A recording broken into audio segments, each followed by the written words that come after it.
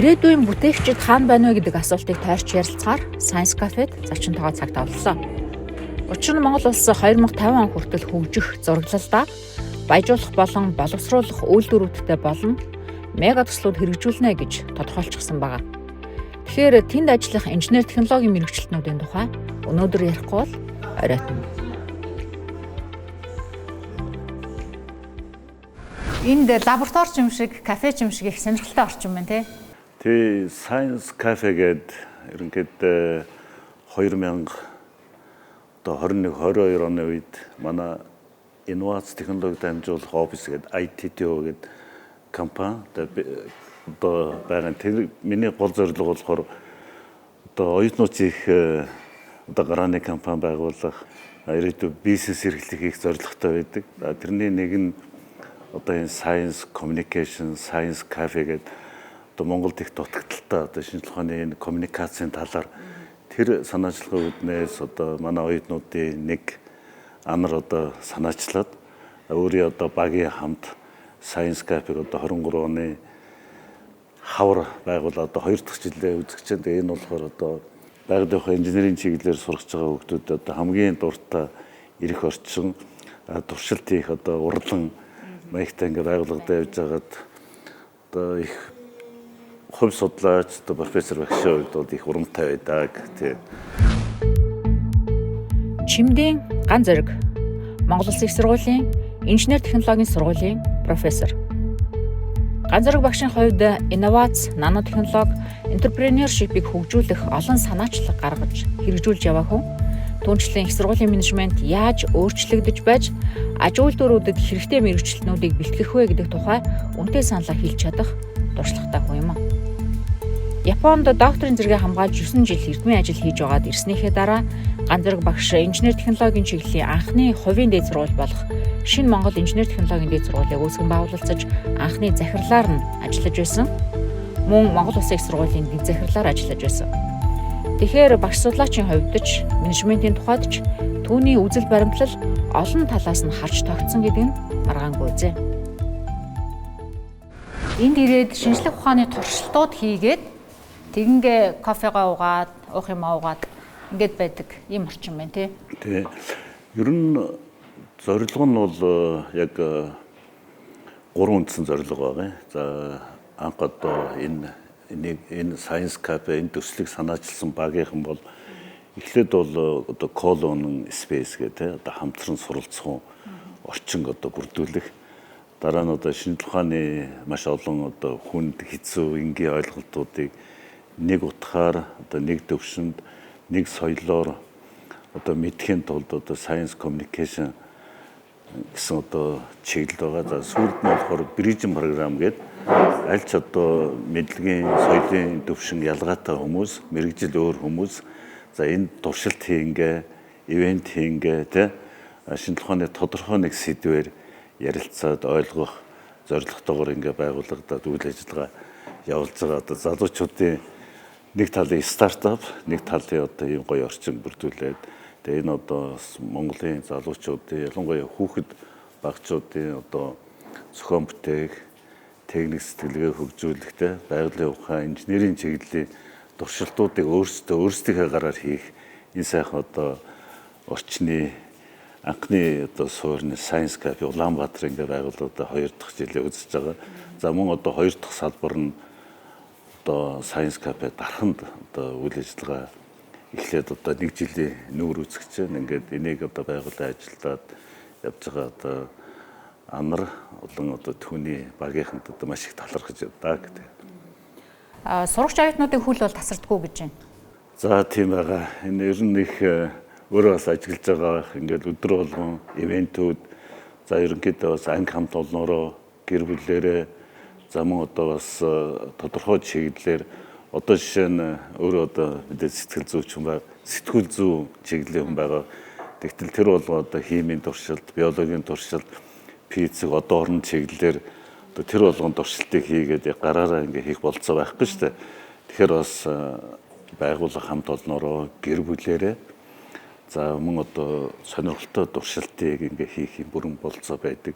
Жишээ өнөөдөр ихэд би сая нартай ярилцж байхад одоо өнөөдөр те 37 туршилтыг 1 цаг 30 минутанд багтаагаа те ингээ хүүхдүүд яг өөрсдөө гараараа туршилтаа хийгээд энэ дээрээс бол ялангуяа ирээдүйн мэрэгжлийн чиглэлд байгаа болох за ялангуяа Монгол улсад одоо шаардлагатай байгаа инженер техникийн ажилчдыг бэлтгэхэд тодорхой одоо хувь нэмэр оруулах одоо газруудын нэг гэж үзэж байгаа. Тэгээ энэ үднээс одоо аль болох одоо өөрийн зүгээс өөрийн мэддэг чаддаг юмараа туслахыг бас хичээж явдаг. Тэгээ энийг бас ивэнд итгэх за хамтран ажиллах бас байгууллага хувь хүмүүсээ байвал холбогдоход бас бүрэн болцоотой ийм сайхан одоо санаачлага байгаа маа тийм. Сонирхолтой орчин минь хоёлаа энэ кафед танилцсангаа тантай бас илүү танилцахыг хүсэж байна. Та одоо ухамсарт амьдралаа шинжлэх ухаанд, химийн шинжлэх ухаанд тэгээд хүүхэд залуусыг энэ шинжлэх ухаанд бас дурлуулж те инженер болох замд хөтлөх ийм ажилд одоо өөрийгөө зориулж байгаа хүн шүү дээ. Таны мэдхүү гайхаас эхэлнэ гэдэг шиг та энэ шинжлэх ухаанд, байгалийн шинжлэх ухаанд дурлахад таныг ямар гайхшрал, ямар сэтэл ер нь энэ шинжлэх ухаанд орлуулсан бол? За би ч одоо 70-аад оны сүүлийн үеийн одоо хүүхэд тэгээд 80-аад он 83 онд одоо Монгол Улсын их сургуульд химийн багш мэргэжлэр тэр үед Монгол Улсын их сургуульд бол инженерийн ангид байгаагүй. За ер нь байгалийн ухааны ангид ингээ ороод ирсэн. За ерөнхийдөө яг одоогийн өндөрлөгөөс харахад ерөнхийдөө одоо болохоор нано инженерчлэл, материал судлал, химийн инженерчлэл эдгээр гэсэн чиглэлээр бол ингээ явж байгаа. Тэгээ инженер болоход гол одоо сэтэл төрүүлсэн яг одоо ингээ бодож байхад бол одоо тэр үеийн 6 7 дугаар ангиас эхлээд одоо нисэх загварын спортоор хичээлж байсан. Ингээ тэр үед одоо мотор хийгээд те байлзаа эсвэл одоо мод төмөр ашиглаа те тэгээ нисэх загварыг хийгээд тэр үед одоо пианор сурагчдын анх дугаар спортикад одоогор бол техник технологи олимпиадад оролцож байсан. Тэгээд тэр үеэс бол ер нь ингээ гараараа юм хийж болох юм байна. Техник сэтгэлгээ ингэж хөгждөг юм байна. Тэр үед хөгжих учраас сайн мэдхгүй. Тэгээ одоо хөдөө сумын хөгждөөсөн. Өөрөө тоглоомоо хийж байгаа. Тэгээ тоглоомоо хийж. Тэгээ тэр үеийн одоо гол физикийн багш нар, химийн багш нар, техник технологийн чиглэлийн багш нар бол маш олон дугууланг бол хичээлүүлдэг байсан. Одоо авт загвар, нисэх загвар, хөөжин загвар, усан онгоцны эднэр гээд. Одоогийн шиг одоо компьютер, робот эднэр бол байхгүй шүү дээ. Тэгээ тэр үеэс эхлээд ер нь одоо тэр үед хамт хичээлж байсан, суралцж байсан зөвхөн одоо манай сумад биш. Тэр үед залуу техникчдийн ордонд төвдөө аймаг болгонд одоо дүүрүүдэд бас байсан байх гэж бодож байна. Ордонгууд байдаг, сум болгонд станцууд байдаг. Тэгээ одоо болоход энэ бол улсын үндэсний хэмжээний тогтолцоо байсан байгаа. Энэ дээрээс ерөнхийдөө инженер техникийн ажилчдаа сонгож авдаг ийм системийг бол тогтоц. Энэний одоо үргэлжлэл одоо ч гэсэн байдаг. Тэгээд та өөрөө бол тоглоомоо хийж онгоц бүтээж агаад анх шинжлэх ухаанд дурлах эхлэл болсон байна. Тэгээд яг мэргэжил болгож сонгосон тэр сонголтыг яаж хийж байв? Монгол Улсын их сургуульд химийн багш хийж. За ер нь хүүхд байхаас бол жоохон математик тэгээ байгалийн ухааны хичээл тэр физикт бол илүү сонирхолтой байсан. За манай би ч 3 ихчтэй байгаа дээр. За манай дээдлийн ихч болохоор ер нь эмч бол гэдэг. Өөрөө бол жоохон тэр үед тийм сонирхолтой биш. Тэгээд манай ихч тэр үед бол одоо Менделеевийн химийн технологийн дээд сургууль гэдэг төгсөд ирсэн. Химийн технологи мэргэжилтэй. Тэгээд намайг аль болох эсвэл химийн инженер ч юм уу те энэ чиглэлээр нь суралцах зүгээр юм уу гэд бас өөрхий чиг жоох хурдтаад байна шүү дээ. Эмч болохгүй бол. Тэгээд тэр үднээс одоо Монгол Улсын их сургуулийн хуваарийг авсан байсан учраас хамгийн одоо ойролцоо чиглэлний химийн мэргэжил санагдчихсан учраас химийг сонгож аваад тэгээд Монгол Улсын их сургуулийг тэр үеийнхаар бол физик хим ч гэсэн мэргэжлэр төгсөжсэн байх нь. Одоо физик хим хоёрыг одоо дундын тэгээд салбар дундын чиглэл байх нь шүү дээ. Тийм аягаар л тэгээд бас байгалийн ухааны хичээлийг сонирхолтой байсны бас шинж тэр үеийн тэгээд ер нь физикийн багш нар, химийн багш нар бол маш олон дугуулан хичээлүүлдэг байсан. Тэр л ер нь маш бид үдээгүй маш олон залуучууд хүүхдүүдийг болохоор инженер одоо байгалийн ухаан энэ чиглэлд бол би татсан гэж бодож байгаа. Мэдээ бүгдөө инженер биш, техникийн ажил, техник дуртай одоо өөр нийгэм хүмүүнлэг эдийн засаг хуулийн чиглэлийн хүмүүс ч байсан бас инженер сэтгэлгээ гэдэг чинь бас их өөр байх нь тийм. Та Хятадд дараа нь Японд нано технологийн чиглэлээр мастер болон доктор хамгаалсан хүн юм билээ тий. Практикт одоо бидний мэдхээр яг юунд хэрэгэлдэг ийм чиглэлээр та мэргэшиж судалгаа хийсэн бэ? Намайг би ч Монгол Улсын их сургуулийг 88 онд төгссөн. Тэгээ 91 онд ерөнхийдөө тэр үед бол Монгол Улсын их сургууль багшиж байгаа багш нар бол Оросын холбооны улс болон хуучин социалист орнууд руу аспирантур гэдэг юм явъя гэж ярьж байгаад одоо бүгд найрамдах хятад тустай хэл одоо хязгаар нээгдээд тэр үед магистр гэдэг зүйд явж байсан. Сайн ойлгохгүй магистр гэж байгаагүй. Тэгээд 91-ээс 93 он Шанхай хотын Фуданы их сургууль гэдэг шинэ ухааны сургуульда тэнд электрохимийн чиглэлээр одоогийн бидний хэрэглээд байгаа энэ батарей байна те гар утасны бүх төрлийн аккумулятор энэ талын судалгаа буюу яг тэр үеийн одоо шинэ ухааныхаа нэршлэр бол электрохим одоо монголоор цахилгаан хим гэж ярьдаг.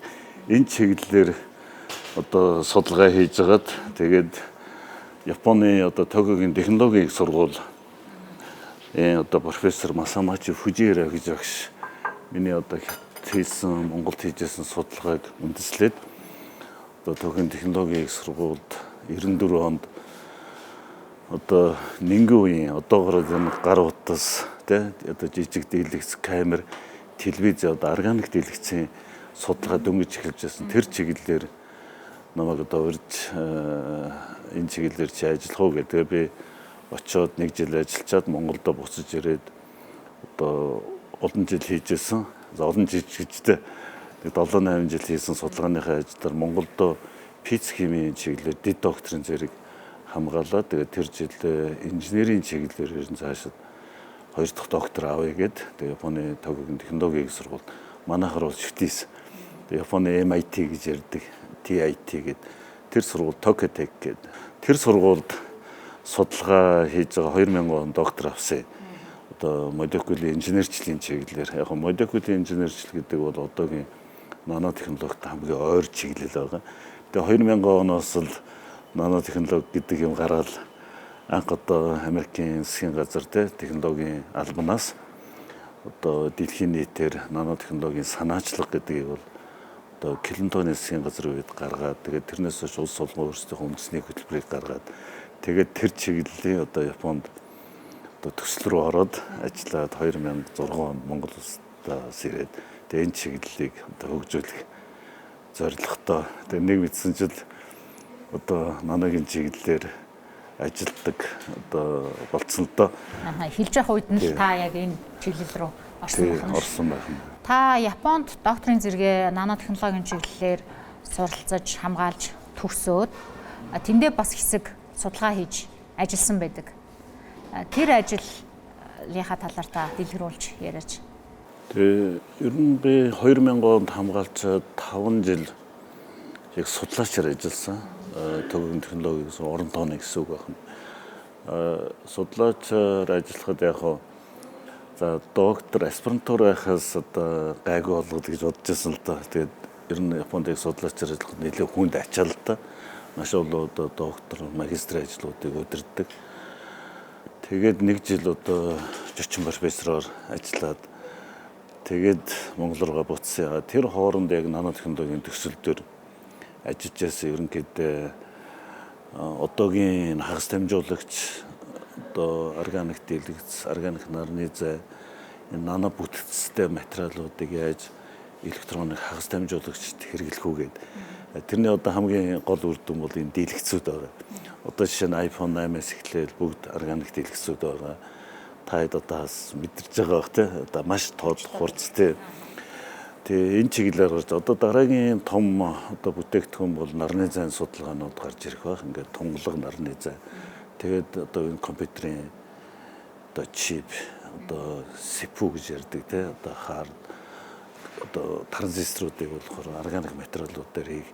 За энэ дээр бол яг аргагүй одоо шинэ ухааны болон инженерчлийн технологийн одоо судалгааны төвшин бол нанометрийн хэмжээнд нано бүтцэд чиглэл рүү бол орж ирж байгаа учраас энэ чиглэлийн судалгаанууд бол ер нь 2000-аад оноос эхлээд дэлхийн тэргуулах их сургуулиуд дээр хэрэгжиж эхлээд томоохон засгийн газрын компаниудын хамтарсан төслүүдэд бол ажилд одоо зарлагдаж эхлээд хэрэгжээд тэгээ энэний одоо төвийн технологийн сургуулийн одоо яг энэ хагас дамжуулагчийн чиглэлийн төсөл дээр би 6 жил ажиллаад ингээ ирсэн. Тэгээ энэ хооронд бас миний бас нэлээ одоо бүтээлүүд бол тэр үед бол гарч ирсэн тий.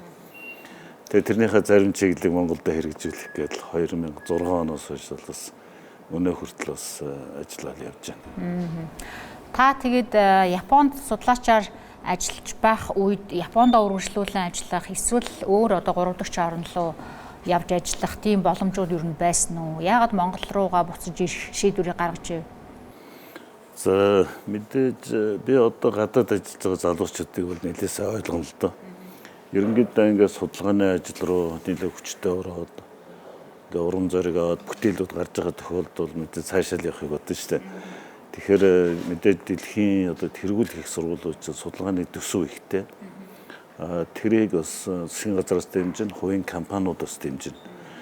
Тэгэхээр би бол Америкийн нэгдсэн улсын Принстоныг сургууль, Корнелийг сургуулийг сонирхож байсан. Тэндээс бас хамтарч ажиллах бас болцоо те. Докторын дараах ингээд сургалтаар авах болцоо. 2 удаа очиод тэнд бас ажиллах гэсэн боловч бас хүүхдүүд жоохон. Тэгээ бас Японд олон жил ажилласан учраас бас цалингийн хэмжээ тийм өндөр биш. Эхлээд ажиллахад тэгээ ер нь Японд эргэж ажиллаад тэгээд нас ч одоо 40 төгсөн. Тэгээд Монголд бас их эдийн засгийн өсөлт өндөртөө ер нь бас зөгийн үр эднэргээд гадаад ажиллаж байгаа залуучуудаа тэр үед уриалан дуудсан. Тэгээд компаниуд бас биотехнологийн чиглэлээр шинэ одоо бүтцэд материалын чиглэлээр бас судалгаанууд ингээд зарлагдж байгаа учраас ер нь бас Монголд очиж ажлыг бас гадаад сурсан зүйлүүдээ бас хэрэгжүүлээ гэсэн одоо урам зоригтойгоор ирж нэг удаа ажиллаад явж байна тий. Таны судлаачийн хувьд эзэмшдэг патентууд юу байна? Судалгаа хийгээд оюуны өмч эрхийг авсан ямар патентууд эзэмшдэг вэ та? За яг хөө ер нь судлаач хүн бол 2 үндсэн чиг үүрэгтэй байдаг. Нэгдүгээрт бол одоо зохиогчийн эрх буюу олон улсад эрдэмтдийн өгүүллийг нэр хүндтэй сэтгүүлд хэвлүүлэх. Энэ бол одоо судлаач бүрийн профессор бүрийн одоо ажлын нэг гол шалгуур байдаг. За нөгөөх нь бол аж үйлдвэртэй холбоотой аж үйлдвэрийн оюуны өмч буюу одоо патентыг хийх одоо тэрийг эзэмших, ашиглуулах энэ одоо эрх бол байдаг. За Монгол улсад бол оюуны өмчийн газар гэж байдаг. Би Японд ажиллаж байхдаа бас Японы ер нь патент бас нэлээд олон улс нэр хүндтэй байдаг. Германых, Америкийн патентууд. Японы 5 орчим патентыг хийгээд яг компаниас тодорхой хэмжээний мөнгө буюу одоо хувь гэх юм уу сургуульд орж ирээд тэрнээсээ бас 1 жилийн тэтгэлэг авч яасан. Тэгээд тэр үед бас Японд ажиллаж байгаа юм чинь тэтгэвэр тооцогдсон шүү дээ. Тэн дээр бас тодорхой хувь нэмэгдэнэ. За Монголд ирээд бас эрдэмтдийн одоо өгүүлэл хэвлүүлэх за магистр докторийн ажил удирдахаас гадна за Монголын оюуны өмчийн газар бас хэд хэдэн патентыг бол хийсэн. За патент бол ерөнхийдөө аж үйлдвэртэй шууд холбоотой. Тэгээд таны яг судалгаа хийгээд оюуны одоо ажиллаа хийгээд тэр нь аж үйлдвэрт нэвтэрсэн, практикт нэвтэрч гисэн бидний мэдэх тийм ямар патентууд, ямар ажлууд байгаа бол? Тэг яг би одоо Монгол Улсын их сургуулийн буюу одоо яг профессор учраас миний гол ажил бол олон улсын төвшөнд одоо шаардлага хангасан одоо судлаач оюутнуудыг бэлдэх одоо нэгдүгээр үүрэг байна. За хоёр дахь нь мэдээж тэд нартайгаа хамтраад одоо эрхээр хамгаалагдсан зохиогчийн эрх патентуудыг хийх. За тэр аж үйлдвэрт хэрэгжих асуудал бол нэг өөр түүх байна тий.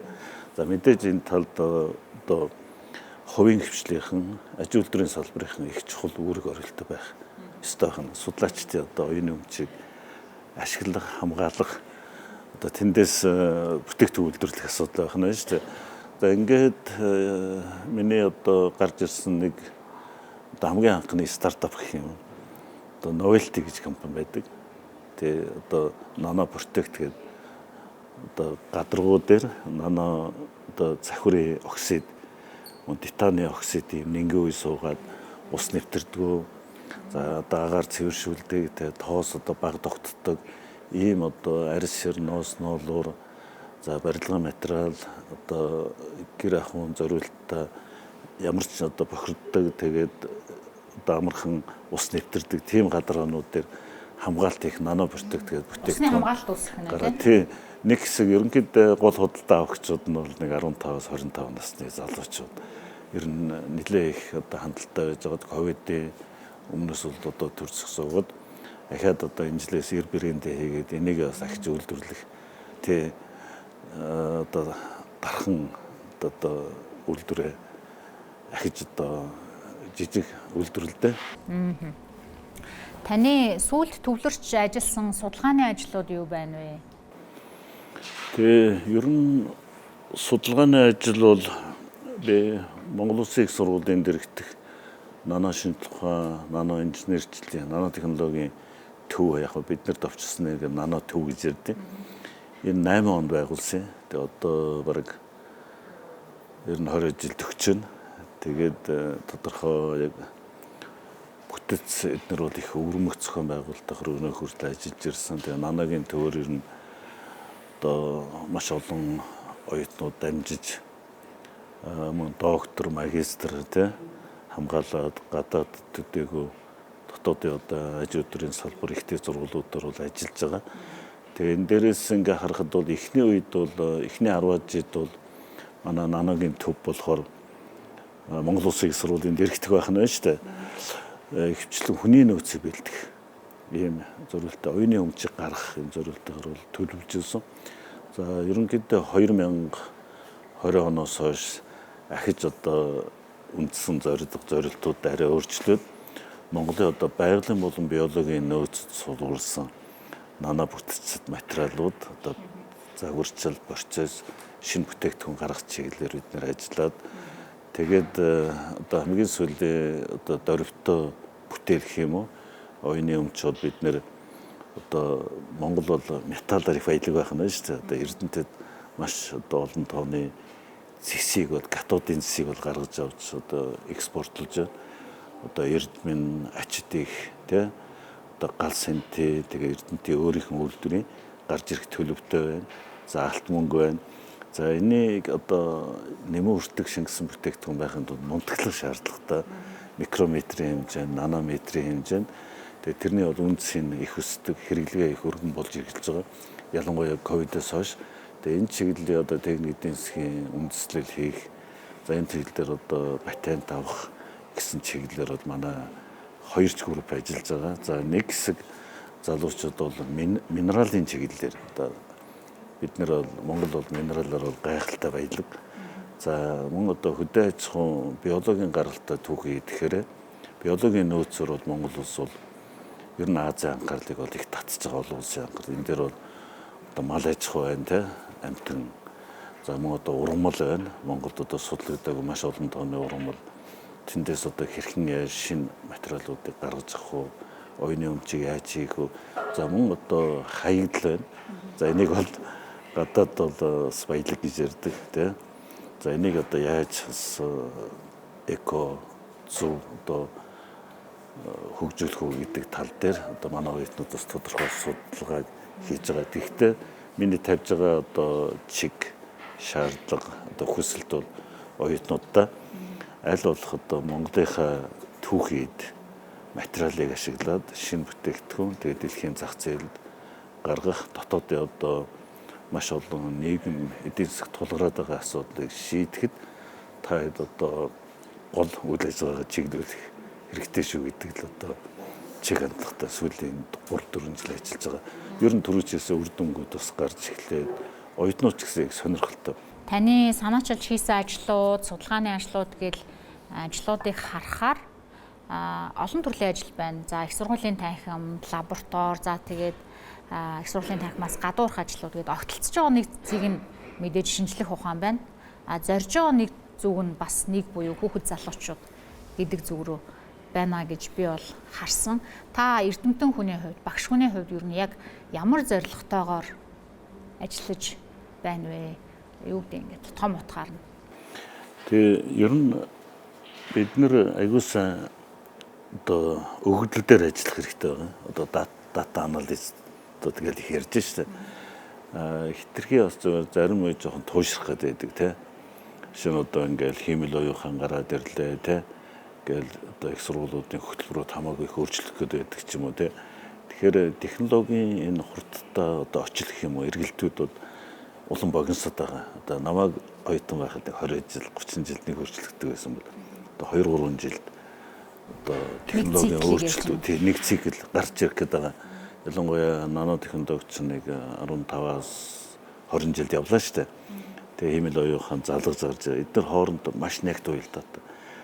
Цаана нь болохоор харьцангуй доктортой байж байгаа одоо математик, физик, хим, биолог те инженерийн суурь салбарууд бол нэг их технологид бол ингээд савлаад байдаг.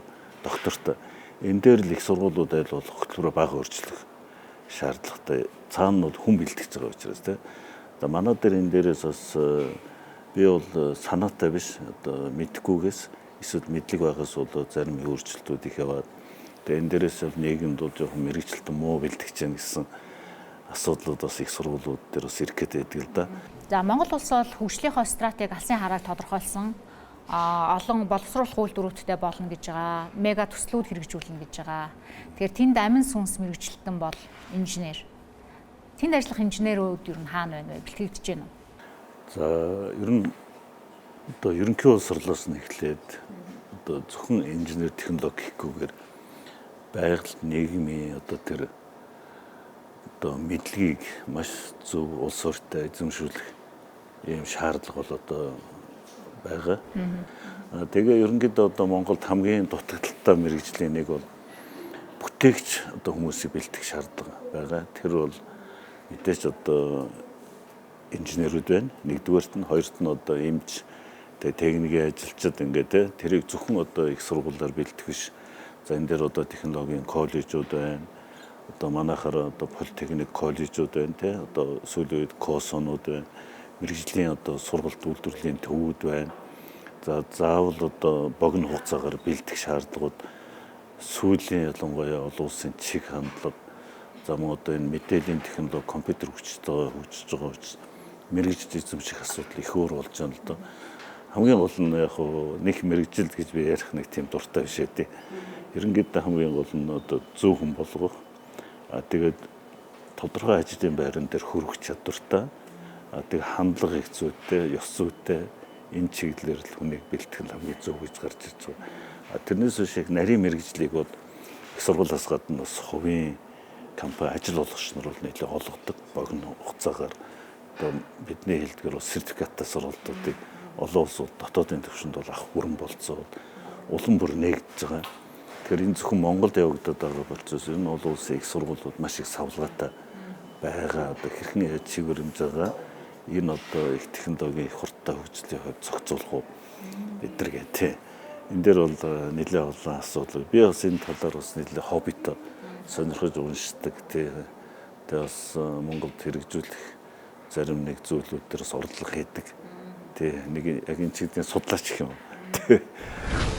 Одоо ихтэй сургууль нисгчдийн дөнгөж 8% нь байгалийн шинжлэх ухаанаар суралцахаар сонгож байгаа юм байна. Энэ хувь хэмжээ 30% хүрч байж буюу одоогийнхоос 4 дахин нэмэгдэж байж Монгол улс ирээдүйн аж үйлдвэрүүдтэй хэрэгтэй мэргэжилтнүүдийг эх орондоо бэлтгэж чадна гэсэн тооцоог ганц зэрэг профессор онцолж байна. Юун түрүүнд ихтэй сургуулиуд нь өөрсдөө даруун болж хөгжиж аж үйлдвэрүүдтэй тоогддог болох ёстой гэснийг тодтогъё. Одоо хоёулаа яг Монгол улсын их сургуульд инженерээр сурахаар элсэж байгаа элсэгчдийн тоон дээр энэ датан дээр яриа л та. Инженер болохоор одоо сонирхож орж иж байгаа хүмүүс ер нь хэр байна чиг хандлага өсөж гинөө буурч гинөө. За энийг болохоор сүүлийн 15-аас одоо 23 оны статистик харахад 15 хавцаа ерөнхий боловсролын сургуулийн нийт төгсөгчдийн гэсэн үг одоо 11 12 дуурын төгсөгчдийн одоо 12 төгсөгчдийн 15 орчим хувь нь байгалийн ухааны инженерээр сурж ирсэн. Одоо энэ дотор мэдээллийн технологи ороод. За ингээд одоог бол ерөнхийдөө жил бараг 1% буураад багасаад байгаа. За энэ болохоор шалтгаан нь болохоор ерөнхий боловсролын тогтолцоонд байгаа байхгүй юу. Тэгэхээр энэ дээрээс ингээд судлаад 2 жилийн судалгааны хийсэн л дээ манай баг. Тэгээ хийхэд бол ерөнхий боловсролын ялангуяа дунд анги, ахлах ангид лабораторийн хичээлүүд их бага орж байгаа. Тэгээд ирэхээр ялангуяа эрэгтэй хүүхдийн сонирхол их унжээ штэ.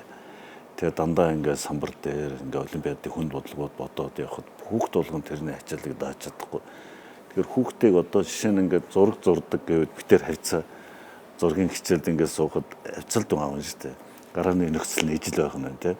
Тэгэхээр лаборатори бол ер нь тийм байдаг. Хүүхд толгой хийх дуртай. Тийм учраас ялангуяа эрэгтэй хүүхдүүдийг лабораториор татдаг байхгүй. Тэгээд лабораторийн цаана юу вэ нөхөр дугуулангууд байдаг. Жишээ нь одоо физикийн лаборатори сайн байвал цаана 5 6 10 дугуулан гарах болцоотой байхгүй. Химик гэвэл мөн адил. Биологи гэвэл мөн адил. Тэгээд техник технологи нэмэгдвэл маш олон дугуулангууд гараад энэ дээр хүүхд болгоны сонирхлын үндсэн дээр ороод ирвэл их сургуульд орж ирж байгаа, инженерээр орж ирж байгаа оюутнууд ихсэх байхгүй юу? Одоо тэгээд жил болгон буурсаар байгаад одоо ер нь нийт төгсөгчний хэдэн хувь нь 8-аас 10% байгаа. Тэгэхээр энийг бол Монгол улсын одоо 20, 50, 20, 40, 20, 30 гэсэн одоо инженерчлэлийн одоо бодлогод байна шүү дээ хөгжүүлэх. Тэгээд дээрэс нь одоо үйлдвэр технологийн 6 паркийг зарлжлаа. За энэ бол одоо бүтээн байгуулалт хийн гэсэн үг. За засгийн газрын одоо 14 мега төсөл зарлагчлаа. Энэ дээр ер нь ойролцоо тооцоогоор бол нэг одоо 30-аас 40 мянган инженер техник ажил шаардлагатай байгаа. За энийг бол дотоодоос бүрэн нөх болцоо бол байгаа. Тийм учраас ерөнхий боловсролын сургууль төгсөж байгаа хүүхдүүдийн за нэг 25-аас 30%-ийг байгалийн ухаан инженер техник технологийн чиглэлээр илсүүлж чадвал манад бол ажиллах хүчил хангалттай богино хугацаанд нөхөх бүрэн болцоод байгаа. Тийм учраас бид нэр ихтэй зургуулаас гадна ерөнхий болс ялангуяа ахлах ангийн одоо математик, физик, хим, биологи, техник технологийн лабораториудыг яг олон улсын стандартад буюу хуучин одоо социализм үеийн тогтолцооны төвшөнд авчиж энэ хичээлүүдийг бүр утгаараа явна. Ерөнхийдөө инженерүүд бол энэ хичээлүүдийн үндсэн дээр л гарч ирдэг байхгүй. Энэ жоохон алдагдчихад байгаа учраас манад бол яг хоо ингээд баланс алдагдаад байхгүй. Тэгэхээр ерөнхийдөө хитрхи тийм сонгодог хэлбэрийн сургалтууд яваад байгаа. Энэ болохоор ерөнхий боловсролоос ахуулаад ихтэй сургууль хүртэл нэгсэнд аж үйлдвэрээс жоохон хол байна л гэсэн үг байхгүй. Тэгэхээр энэ бол хэрвээ энэ удаа явал улам л хүүхдүүд одоо бодит амьдралаас холднол гэсэн үг шүү дээ. Байгалийн шинжилгээ ухааны нар суралцгаар за яг бүтээгч инженерүүд болохоор сурж байгаа оюутнуудын тоо ер нь багасаад байна. Ялангуяа тийм эрэгтэй хүмүүс багасж байна гэж штэ. Энийг яаж зөв голдролд оруулах вэ? Танд ямар шийдэл өгдөг вэ? Тий, энэ дээр бол зохион бүтээх техник сэтгэл эрэгтэй хүмүүс чинь ингээд машин унах дуртай тий ингээд гараараа юм их ер нь нэг утгаар эвдэх, угсрах энэ талын одоо дугуулангууд маш ховор байгаа. За энийг л одоо хөгжүүлэх зүгээр гэж санаж байгаа. Би өөрөө Монголын нисэх загварын МАСА одоо нийгэмлэгийн одоо тэргүүний ажлыг давхар хийдэг. Тийм үлээ. Та чинь нөгөө багийнхаа хоббиг одоо хүртэл хөөж явж байгаа хүн юм билээ шүү дээ. Тэгээд бас хүүхдүүд багчууд тусалчих гээд одоо боловсролын яамны одоо боловсролын ерөнхий газартаа хамтраад Баянзүрх дүүргийн бас 1000 гаруй хүүхэд 34 сургуулийн 100 гаруй багшид сургалт хийсэн байгаа. Дандаа бага ангийн хүүхдүүд их хөөрхөн одоо 2-оос 5 дугаар ангийн хүүхдүүдэд тэд нар бол тэгээд миний бодлоор бол нэлээд өндөр хувьтай бас нэг тийм мэдрэмж авчиж байгаа шүү дээ. Тэгээд тэдний хамгийн гол нь одоо бага ангийн хүүхдүүдэд дунд ангийн эхний үед болохоор тэдний одоо сониуч зан хөдөлгөх за гараараа юм хийх талд нь одоо нэлээх анхаарах хэрэгтэй. Тэрнээс бүгд нь одоо математик, физикийн томьёогоор ингээд эсвэл тэр одоо хүнд ойлголтуудыг ингээд ширээний ар шах гэхээс ямар нэг тэр туршилтыг тэр үндэслэлсэн одоо тэр байгалийн ухааны хөгжүүд бол Монгол хүүхдүүд бол гайхалтай авьяастай гэж харж байна. Тэгээ энэ дээр одоо сургууль бол тийм их төсөв хэрэггүй. Тэ ялангуяа бага ангид нь цаасаар чинь штэ онгоцыг өшөө машиныг юм тэгээд цавуутай тэгээд тэд нар ч мэдэрч байгаа байхгүй. Тэгэхээр энэ бол одоо Монголын өөрийнх нь одоо Монгол орны онцлог те одоо нүүдэлчдийн нэг соёл одоо их хадгалагдаж штэ. Энэ бол хэрвээ энэтэй хослол маш олон авьяаслаг инженерүүд гарч ирнэ гэж харж байгаа.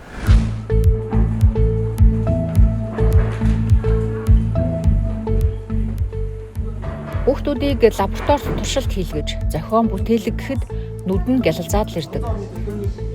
Дан ганц онол томьёогоор нүдэж биш, ингэж туршиж, оролдуулж байж бид нар хүүхдүүдийг шинжлэх ухаанд дуртай болгоно гэж ганц зэрэг багш итгэдэг. Монголын бүх ерөнхий боловсролын сургуулийн байгалийн шинжилгээ ухааны лабораториудын мэдээллийн санг үүсгэх ажлыг тэрээр удирдах эхлүүлсэн. Дараа нь сургуулийн лабораторийн хэрэглэгдэхүүнийг эх орондоо үйлдвэрлэе гэдэг санаачлаг гаргаж энэ ажил нь удахгүй эхлэх гэж байна. Нисэх загварын дугуйлан та хичээлдүүлдэг гэсэн үү? Хүүхдүүд хэр сонирхож байна? Тэг яг хуу завтай үед хийдээ ялангуяа ковидын үед нэрт одоо зав цаанаас болоод яг хуу тэрийг бас би нэг заах гэхээсээ илүү бас энийг заах одоо нисэх загварын те одоо жишээ манай наногийн Монгол Улсын их сургуулийн наногийн хөтөлбөрийн одоо нэгдүгээр курсын одоо номингийн оюутан байгаа. Одоо манай охин бас маргад гэж одоо Японд руу явжлаа. Номингийн тэгсэн 22 он 24 он одоо дэлхийн аврах шалгаруулах тэмцээс 2 мөнгөн медальтай ирсэн охин ингээд сурж байгаа. Тэгээ өшөө мобисийн технологи ингээд одоо хөдөө орон нутагт нисэх загвар хийжсэн, ав загвар хийжсэн, усан загвар хийжсэн, хөгжин загвар хийжсэн маш олон хүүхдүүд байдаг. Тэдгээр үед бол одоо бага ангийн хүүхд, дунд ангийн хүүхдүүдэд те яг тэдгэрийн сонирхол хоббийн тогтхоос өмнөх нас тогтож байгаа үед нь одоо тэд нар бол гайхалтай гой заанаад гэж би харж байгаа. Тэг би бол нэг зөвлөх үргэлж гүйцэтгэх нүлгээс дэмжих үүднээс олон улсын байгууллагуудтай холбож өгөх. За гадны одоо их том энэ чиглэлийн төсөл хөтөлбөрүүдийг хэрэгжүүлээд явж байгаа. Жишээ нь одоо Европын болон Руки гэдэг одоо бас том хөтөлбөр явж байдаг. Яг би Монголын талын хариуцсан эксперт байгаа. Тэгээд тэд нар чи илүү манайхаас судлах гэж их ирдэг, сонирхдаг. Тэгээ манайх ч бас их давуу талдаа да Монголч их сайхан тал нутаг бай. Одоо Улаанбаатараас тэгээд жоохон гараад тий орон зай байна. Тэгээ сайхан одоо бол ингээл 3 сараас л ер нь эхэлчихдээ шүү дээ. Тэгээ 11 өвлж гисэн нисгэж болдог. Яг бага насны хүүхдүүд бол зааланд нь нисгчдэг. Тэгээ би бас боддоо ялангуяа багангийн багш нар заачсан санагдал. Гэдэг тий яг тэд нар чинь тэгэл зөвхөн ингээл ангидаа л хийчихсэн шүү дээ. Эцэг эхчүүдийн оролцоо ер нь бас их байх хэрэгтэй. Ялангуяа одоо боловсролын байгууллагууд дээр одоо манай ч хувийн сургуулиуд дээр эцэг их оролцоо их байдаг. Ялангуяа улсын төрийн өмч сургуулиуд дээр сурж байгаа хүүхдүүдээ эцэг эхчүүд яг улсдаа найд юм ингээ хайчдаг те. Тэгээ ер нь бас заавал хүүхд болгон одоо математик, физик, химик тэр онлын өндөр түвшинд сурах гэхэд бас тийм амаргүй шүү дээ. Ер нь цөөн тооны тийм авьяаслаг лог өндөр хөгжсөн хүүхдүүд. Хүүхд болгоны айгу ухаалаг болох хэрэгтэй. Тэгэхээр энэ дээр болохоор одоо ёс зүй, одоо хүмүүжил, тэгээ илүү тийм бүтээлч сэтгэлгээг их хөгжүүлээд яг би бас хэлдэг зам тийм ажилсаг. Тэгээ одоо ингээд зарим юм чи ингээд тийм хүнээрхэд их ажиллаад байдаг штэ. Тэр байдлуудын эвдэхэд бол яг хөөхөр сургууль ялангуяа хүний одоо нөөцийг ингээд бэлтгэхэд одоо багаас нь бэлтгэхэд бол зөвхөн одоо сургуульд нь ажиллаж болохгүй багш нар одоо сургууль мөржүүлэгчээс гадна эцэг эхчүүд за мөн төгсөгчд одоо маш олон талын оролцоо байж ажил ер нь сургуулийн тогтолцоо явж байгаа. Тэгээд ингээд боловсролын талаар тэгээд инженер техникийн одоо мэрэгчтэнгүүдийг ирээдүйд чадварлагыг инженерүүдийг олон улсын түвшинд бэлтгэхэд бүх талын оролцоо бол маш их шаардлагатай байна. Тэгээ нэг дэмжиж ажиллаж бүгд ингээ хамтран ажиллахыг нэг одоо хэрэгтэй байна шүү гэдгийг л өөр хэлмээр байна. Тэгэхээр таны шийдэл бол товчлоод би ойлгосноо шалгаатгая. Зүг байна уу буруу байна уу? Ирээдүйд бүтээгчид буюу инженер хүмүүсийг бэлтгэхийн тулд тийм Монгол улс хөгжиж байгаа бол тэнд ажилладаг гол мэргэжлэнүүдэд бэлтгэхийн тулд ерөнхий боловсролын сургуулийн хичээлээ гой сонирхолтой болгомоор байна. Тэнд хүүхдүүд зөвхөн ширээний ард суугаад биш туршаад хийдэг тийм орчныг бий болгомоор байна гэдэг санаа. Тэ ер нь яг зөв байгаа. Ер нь бага ангиас эхэлжүүлэх зүгээр гарын доорх материалуудаар хийх. Дунд ангид нь одоо байгалийн гоо сайхны гэдэг 3 гिचэл байгаа шүү дээ. Тэр бол физик, хим, биолог, хүрээлэн буурчин, эколог. Эднэр дээр суурилсан гарын доорх материалыг ашиглаад хүүхдүүдэд туршилт хийх ёстой. Тэгжээ тэр байгалийн ухааны, байгалийн өөрийнх нь хууийг хүүхдүүдэд энгийнээр зөв ойлгуулах. Тэгээ ахлах ангид нь бол яг лабораторийн туршилтууд зарим одоо онлын одоо үндсэн ухтхан ойлголтуудыг өгчүүл тэгэл инженерлийн хүүхдүүд бол тэгэл хишгэл орно шүү дээ. Тэгвэл одоо Монгол улс өөрөө их байгалийн баялагтай аль болох одоо нэмэн үртэх шингэсэн экспортын бүтээгдэхүүнийг ихсэх гээд байдаг. Гэтэл хүмүүс нэг юм хийчихгүй байгаа юм шиг харагдаад байдаг. Тэгээ гаднаас ахын авцраад ажиллуулж чинь тэг бүтээгдэхүүн хийгээд улс одоо их тэ амьдрал хаваа сайжруулсан гэдэг бол би бас нэг тийм зөв үзэл баримтал биш болов гэж харж байгаа. Гол нь одоо өөрсдийнхээ одоо кейс дээр өөрсдийнхөө одоо явж ирсэн түүхтэр одоо арчлаараа явуулах 30 жил боллоо шүү дээ. Тэгэхээр энэ дээр одоо их сургуулиуд юун дээр алдаж оноо одоо ерөнхий улс орл юун дээр алдаж оноо одоо яг өөрийнх нь датан дээр аюулсаа одоо судалгаануудыг хийх хэрэгтэй.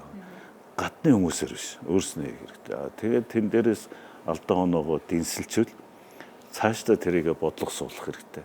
Тэгэхгүй бол тэр улс сайхан байна, энэ улс сайхан байна, Харвард сайхан байна гэж яваад байвал би бол нэг хөгжихгүй болвол гэж зөвөрнөдөө өндөрлөгөөс харахад бол хэлмээр байна.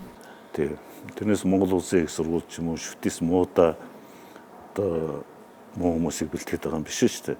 Тэр нэг жоохон менежментийн алдаа, удирдлагын алдаа, хөтөлбөрийн алдаа ингээ их олон одоо гадны соёл хөтөлбөрүүд одоо орж ирчээд одоо хоорондоо чирчлэлтэй яг нэг Монгол гэсэн юм одоо зөв хуулиар гарч ирэхгүй шүү дээ. Нэг жишээ хэлэхэд одоо Японууд жишээ нь инновацийг ер нь 2000 оноос хойш хөгжүүлнэ гэдэг Америкийн загварыг бол авсан байхгүй. Тэгээ одоо бол өөрчилж шүү дээ. Ягаад гэсэн чинь нэг нийгэм эдийн засагт нэг ач тус байхдаа залуучууд нэг одоо Америкийн инноваци одоо экосистемээр нэг сайн хөгжиж чадахгүй шүү дээ. Тэгээ ингээд судалгаа хийгээд үзэхэд бол нэгдүгээр соёл тохироо. Азийн соёлоос таарахгүй шүү дээ. Тийм учраас бид нар гадны одоо тэр хөгжиж ирсэн замналыг Монголын одоо хөрсөн нутагшуулахдаа маш одоо болгоомжтой, сензортой байх хэрэгтэй. Байгалийн шинжлэх ухаанд дуртай хүүхэд залуучуудыг олон болгох. За тэгээд ирээдүйд баялаг бүтээдэг хүмүүсээ бэлтгэх. Энэ одоо тогтолцоо руу бид нар зөв голрол руу орохын тулд их сургуулиуд юу яаж өөрчлөх хэрэгтэй вэ? Их сургуулиуд бол бакалаврын түвшний сургалтыг бол би гадаадын ихтэй сургуулиудаас нэг тутахгүй явуулж байгаа гэж харж байгаа. За дээрэс нь инновац жоохон сул байгаа. За инновац сул гэдэг нь судалгаа харьцангуй бас тийм өндөр түвшинд явагдахгүй лабораториудын хангамж хүрэлцээ муу учраас их сургуулиуд бол яг гэхээр шууд хэлцэхэд аж үйлдвэрт тогтохгүй л гэсэн. Тэгэхээр аж үйлдвэрийнхээ салбартаа буюу хувийн гэвшил тоогдохын тулд их сургуулиудын судалгаа, сургалт, инновацийн үйл ажиллагаа тэднэртэй маш ойр байх хэрэгтэй. Тийм учраас их сургуулийн аж үйлдвэрийн хооронд хамтын ажиллагаа юугаар хамтрах вэ? Шууд хамтрахгүй шүү дээ. Тэгээ битээр яриад тохироод хийждэг бол одоо Монгол өнөөдөр хөгжсөн байна. Тэгэхээр энэ дээр маш олон одоо зам сувгууд бол байгаа. Энийг ашиглахгүй учраас би энд одоо ойрч чадахгүй. Сул одоо ингээл харьцаал яваад байгаа. Ерөнхийдөө их сул байгаа. Тийм учраас за тэр одоо юу чадах вэ гээл те нөгөөх нь яаж тоогдох вэ? За энэ дээр одоо илүү Монголын одоо уул уурхайн салбар те одоо боловсруулах үйлдвэрүүд, хүнсний үйлдвэрүүд эднэр дээр ямар асуудлууд байгааг их сургуулийн нэгдүгээр хайх хэрэгтэй. За Монголд өөр одоо гадаад гаргаж чагаар ямар түүхийн эд материалууд байна. Биологийн ямар түүхийн эд материал тэднийг их судлах хэрэгтэй. Тэгэхгүй бол одоо их сургуулиудын судалгаануудын нэлээд их нь суур судалгаа, гадаадын судалгаанууд хийх гэдэг байхгүй. Тэр бол жоохон хэцүү шүү дээ. Тэгэхээр энийг хийчихвэл их зүгээр тэгээд яг энэ аж үйлдвэрийн асуудлуудыг шийдсэн судалгаа, инновацийг хийвэл тэднэрт бидний хэрэг засар их байгаа байхгүй. Тэгээ ийм орд тэгээд тэднээс яг үхээр хөрөнгө оруулалтууд санхүүжилт орж ирнэ. Тэднэр дээр ажлын байрууд бий болно. Тийм учраас ингээд мэдлэгийн урсгал, санхүүжилт, хөрөнгө оруулалтын урсгал хоёроо баланс нь алдчихад байгаа байхгүй. Энийг ингээд зөв зохицуулсан улсууд бол ингээд хөдлөд эхэлчихдэг байхгүй. Тэгэхээр манад ингээд за мэдлэгийн урсгал нь байлаа гэж бодоход их сургуулиуд дээр чинь санхүүжилт бол төрөөс орж ирнэ, хувийн хвшлээс л орж ирнэ шүү дээ. Тэгээ энэ дээр ингээд их сургуулиуд дээр санхүүжилт орж ирэхгүй бол оюутны төлбөрөөр явахд хэцүү байгаа байхгүй. Тэрнээс яг Монгол хүмүүс ч юм уу их сургуулиуд муутай биш байгаа. Энийг л хөдөлгөж хэрэгтэй байна. Тэгэхээр энэ дээр засгийн газрын одоо бодлого эрх зүйн орчин бол би бол муу гэж хэлэхгүй. Хамгийн гол нь хөрөнгө оруулалт санхүүжилтийн урсгал нь зөв явахгүй байгаа байхгүй. Тэгээ гадаад руу маш их хүүхдүүдийг явуулж байна. Ялангуяа бакалаврт бол явуулах шаардлагагүй л гэж харагдав. Тэгээ энэ дээрээс ингэ яваад байхаар чи сорчлоо явчихж шүү дээ. Тэгээ ерөнхийдөө бакалаврт явсан гадаадын ихтэй зурвал төгссөн хүүхдүүд бол тэр улсын хүн болно л гэсэн.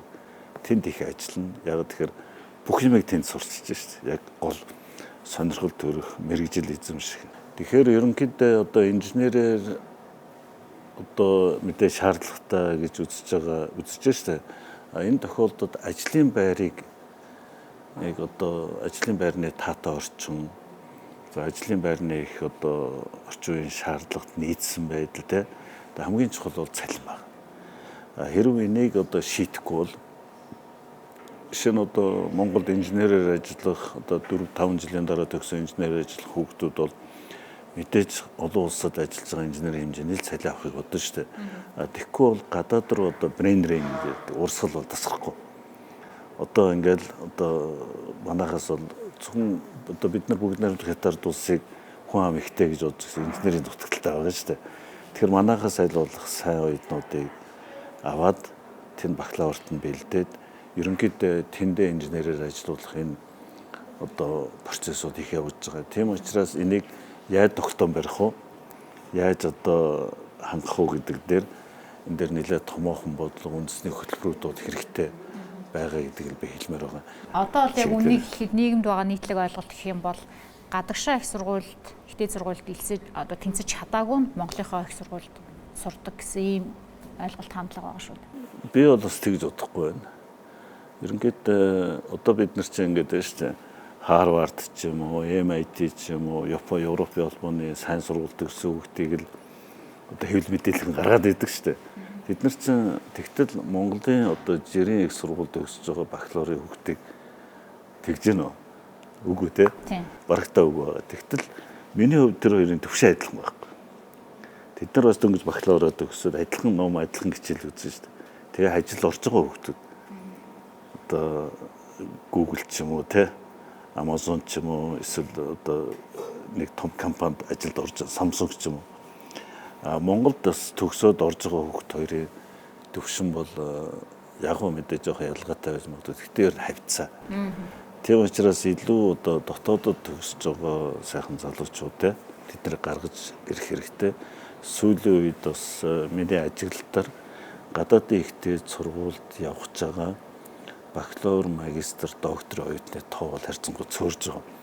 Яг тэгэхээр манай дотоодын инженерийн салбарын ажилчдын цалин, ажлын байрны цалин өсөж байгаа учраас илүү Монголдо сураад ажиллаад амьдрий бүтээн байгуулалт хий гэсэн залуучуудын санаа ажиллагаа ихсэж байгаа гэж би харж байгаа. Тэгээ энийг бол одоо төр засгийн мэдрэмжтэй ажиллаад ажлын байр гэдэг чинь зөвхөн цалин бас биш.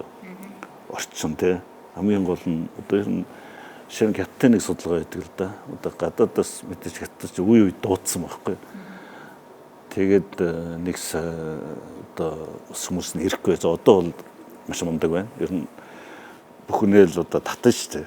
Ямар нэг байдлаар олон суугаар. Тэгээ ирэхэд бол салингаас гадна ажлын одоо байрны одоо таатай орчин гэсэн зүйл бол нэгээр гарч ирсэн байдیں۔